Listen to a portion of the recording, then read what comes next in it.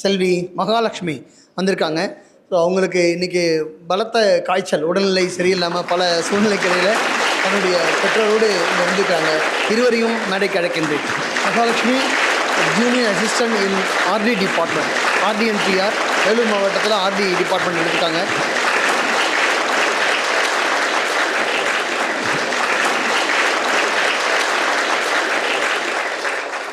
செல்வி மகாலட்சுமி அவர்கள் இங்கே வந்திருக்காங்க. ஸோ அவங்க ஊரக வளர்ச்சித்துறை என்ற துறையை இன்றைக்கி தேர்ந்தெடுத்திருக்காங்க. வந்தக்கா வேலூர் மாவட்டத்தில் தன்னுடைய பெற்றெடுத்த பெண்ணாகப்பட்டவர் இன்று ஒரு அரசு அதிகாரியாக உருவெடுத்திருக்கிறார். அதுவும் ஒரு ஊரகத்தையே வளர்ச்சித்துறையை வளர்ச்சி நிலையை அடியெடுத்து வச்சுருக்காங்க அப்படின்றது மகிழ்ச்சிகரமான தருணம். அந்த நிலையை தன்னுடைய தந்தையாக இருந்து எப்படி அதை அனுபவிக்கிறார் அப்படின்றத அவர் மூலமாக ஒரு சில வார்த்தைகள் பேசும்படி மேடைக்கு அழைக்கிறேன். நான் ஒரு விவசாயி. இன்றைக்கி 2 பசங்க, எனக்கு பையனும் கவர்மெண்ட் வேலை, என் பொண்ணும் கவர்மெண்ட் வேலை வாங்கிடுச்சு. 2 பேருமே ஏடிசியில் தான் படித்தாங்க. என் பையன் 2 முறை குரூப் 4 எழுதி விட்டுட்டான். அதெல்லாம் எழுதிருந்தான். நான் சொன்னேன், கண்டிப்பாக உனக்கு முடியும், உன்னால் படின்னு. நல்லா படித்து குரூப் 2A வேலை வாங்கி இன்றைக்கி மெடிக்கல் டிபார்ட்மெண்ட்டில் இருக்கான் என் பையன். என் பொண்ணு போன முறை குரூப் 4 விட்டுச்சு, இந்த முறை பாஸ் பண்ணிடுச்சு. எனக்கு ரொம்ப சந்தோஷம். இந்த ஏடிசிக்கும் எங்கள் ஐயாவுக்கும் ரொம்ப ரொம்ப நன்றி.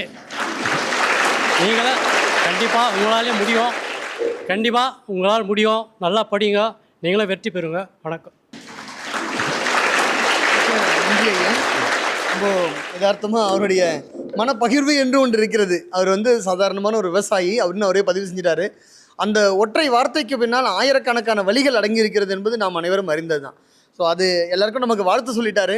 தான் பெற்றெடுத்த 2 குழந்தைகளையுமே அரசு அதிகாரியாக ஆக்கி வைத்திருக்காரு இன்றைக்கி வந்தக்கா. மிக்க மகிழ்ச்சி.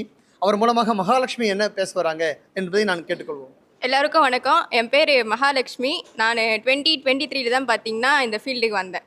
எப்படின்னா எல்லாரும் மாதிரி இல்லாமல் எனக்கு ஏற்கனவே இன்ட்ரொடக்ஷன் அண்ணா இங்கே படிச்சுட்டு இருந்தார். அவர் கூப்பிட்டு ஜாயின் பண்ணி விட்டார். 2024 பார்த்தீங்கன்னா நல்லா பண்ணேன். குரூப் 4 நல்லா பண்ணேன்னா ஒரு தெரிஞ்ச கொஷினே ஒரு 10 கொஷின் தப்பு பண்ணிட்டேன். அதுக்கப்புறம் சரி வந்துடும் எப்படியாது அப்படின்னு பார்த்தா கடைசி வரைக்கும் வரல. கவுன்சிலிங் கூப்பிட்டாங்க டைப்பிஸ்ட்டு, பட் ஒரு நாளைக்கு முன்னாடி காலி ஆயிடுச்சு. அதுக்கப்புறம் ரொம்ப ஃபீல் பண்ணேன். அப்புறம் அப்பா சொன்னாங்க, நீ எவ்வளோ நாள் ஆனாலும் பரவாயில்ல, உனக்கு எவ்வளோ வயசானாலும் பரவாயில்ல, நீ கவர்மெண்ட் ஜாப் வாங்குற வரைக்கும் படி, அது வரைக்கும் நான் உன்னை படிக்க வைக்கிறேன் அப்படின்னு சொன்னாங்க. அதுக்கப்புறம் நான் மறுபடியும் கிளாஸ் ஜாயின் பண்ணேன். இங்கே தான் ஜாயின் பண்ணேன். எங்கள் ஊரில் பார்த்திங்கன்னா இங்கே 8 மணிக்கு கிளாஸ் வச்சாங்கன்னா நான் பார்த்திங்கன்னா அங்கே 5:30 மணிக்கே கிளம்பி வரணும். அப்போ தான் கரெக்டாக இருக்கும். அது ஒரு நாள் கரெக்டாக 5:30 மணிக்கு கிளம்பி வர சொல்ல எனக்கு தோணும், போன குரூப் 4லேயே ஒரு 2 கொஷின் போட்டுருந்தா நம்ம ஏன்டா திரும்ப இங்கே 5:30 மணிக்கு எழுந்து வரப்போகிறோம் அப்படின்னு தோணும். அதெல்லாம் கடந்து இந்த குரூப் 4 பார்த்தீங்கன்னா நான் குரூப் 4 எழுதிட்டு வந்துட்டேன். வீட்டுக்கு நான் அழுதேன். வீட்டில் சொன்னாங்க, சரி பரவாயில்ல விடு, இந்த குரூப் 4 வச்சுனாலும் பரவாயில்ல, நெக்ஸ்ட் குரூப் 4 பார்த்துக்கலாம், ஆனால் படிக்காமல் மட்டும் விட்டுறாத, கண்டினியூவாக படி அப்படின்னு சொன்னாங்க. எல்லாருமே வீட்டில் சப்போர்ட்டு. அதனால் எனக்கு பெருசாக ஸ்ட்ரகிள்ன்றது பார்த்தீங்களா எதுவுமே கிடையாது. இந்த குரூப் 4 நான் செக் பண்ணவே இல்லை. ஒரு வாரத்துக்கு ரிசல்ட்டுக்கு முன்னாடி கூட கேட்குறாங்க, நான் வருமானு கேட்டால் எனக்கு தெரியல, வருமானு தெரியல, ஆனால் அவ்வளோ நல்லா பண்ணல அப்படின்னு தான் சொன்னேன். எனக்கு வருன்ற நம்பிக்கை அவ்வளோ இல்லை. அப்புறம் கிளியர் ஆன பிறகு ரொம்ப ஹாப்பி. அது காரணம் பார்த்தா தமிழ் தான். இங்கே சொல்கிற ஒரு வார்த்தையுமே பார்த்திங்கன்னா நமக்கு எக்ஸாமில் கொஷினாக ஃப்ரேம் ஆகுது. அதனால் கிளாஸ் டைவர்ஷன் இல்லாமல் கரெக்டாக பார்த்து லிசன் பண்ணுங்கள். டெஸ்ட்டு பார்த்திங்கன்னா டெஸ்ட்டு கரெக்டாக ஃபாலோ பண்ணுங்கள். ஒரு டெஸ்ட்டு கூட பார்த்திங்கன்னா படிக்காமல் வராதிங்க. எல்லா டெஸ்ட்டுமே படிச்சுட்டு வாங்க.